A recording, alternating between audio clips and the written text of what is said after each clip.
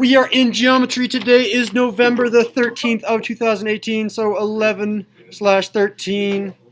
All right, 1-12. We just did a fun lesson where we had to draw pictures without looking, just using verbal language. It was fun. So what we were doing was we were doing transformations. That's changing a point or a picture. Wait, Mr. Sundell? Yeah. I'm trying to add like the card. Hold on, we're doing notes right now, Jaden. Okay, but it says Shut your laptop, I please. can't add a file. I'll do it later. We have to get through this because we're low on time. I'm sorry that I have to cut you off, but I'll come back to you. Basic rigid motion. All the three things that we were supposed to do, we only had time to do two. All three things that we were doing was basic rigid motion because it's a transformation, so we were changing those points or pictures or shapes. It was a transformation that preserves distance and angles. The same shape was preserved. That triangle, the inside angles of the triangle did not change. The distance of the side length of the triangle did not change. Therefore, it was a basic rigid motion. And then you saw these words on your picture, and I didn't really explain what those were, but the pre-image is the original image. So pre-image, that's the OG, your original gangster, your original image. And then the image is the transformed image. So it's the after image.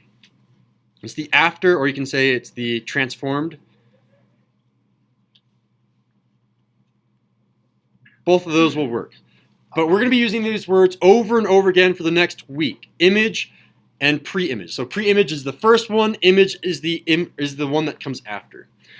All right. So the point of today's activity was first to get a handle on what rotation, reflection, and I have rotation on here twice. That should be translation. Teacher error. Give everyone 70 XP. This one should be translation. Can you please change it? Where? Down here for the third one, it should be translation. Sorry about that. There were three rigid motions, and we needed to know pieces of information. You really only need to know two things when you're doing a rotation. You first need to know what point you're rotating around. So it's the point of rotation. Let's go ahead and write that down. Point of rotation. And because we know it's going to be the exact same shape, we know that all the distances and the angles in that shape are preserved because it's a rigid transformation. Then we know all we need is how much you're rotating by, so the angle of rotation.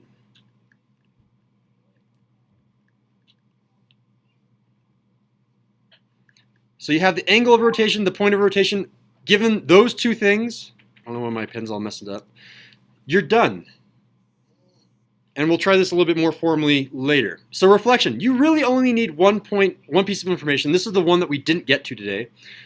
And it's not the one piece of information, it's kind of a key fact here. So it's the line of reflection.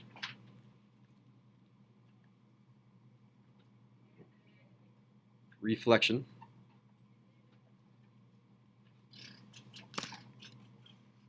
Is the, and then here's a key word that we've been using before, and I'll do it in red because it is key, perpendicular bisector. Whoa, perpendicular bisector.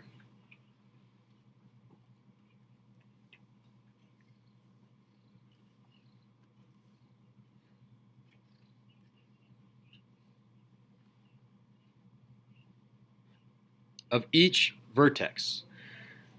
And that might not make sense to us just by writing that down, but let me try to explain that a little bit more.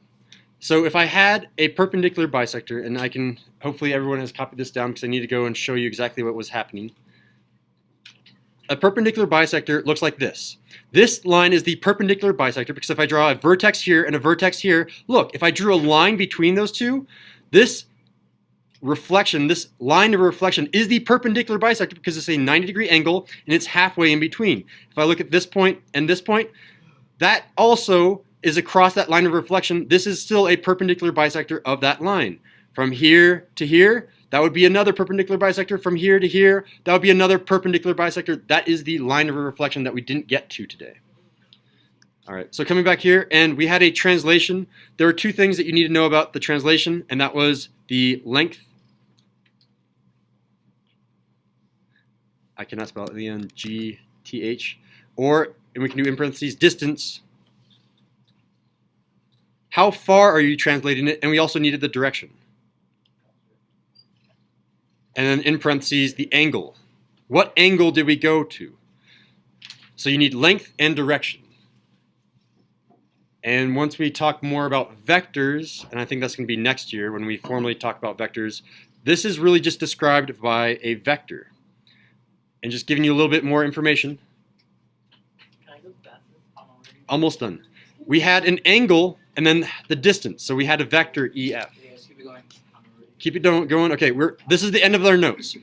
So we had 3 types of basic rigid motion. What were they? What were the 3 things that we had to learn? And they're listed right there, 1, 2, and 3. What were the 3 things? Give me one of them, Ellery. Rotation. And why is a rotation a basic rigid motion, Ellery? Because the original image, like the lines and angles are preserved. The distance and angles are preserved, yeah. And someone else give me another one. Rotation?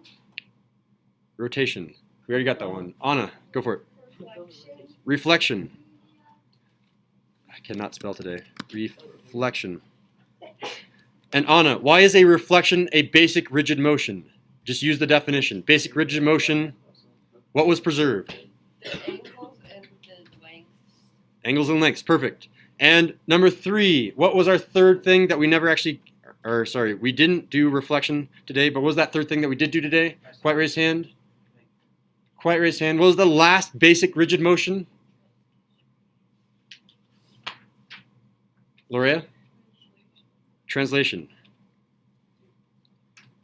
And Lorea, why is translation a basic rigid motion? Because it preserves what and what? What's the pencil in your hand then, champ? The general shape, yeah, and then the general shape is described by, yeah, the distance and angles were preserved. In fact, there's technically a term that we can describe both of these with, all 3 of these with.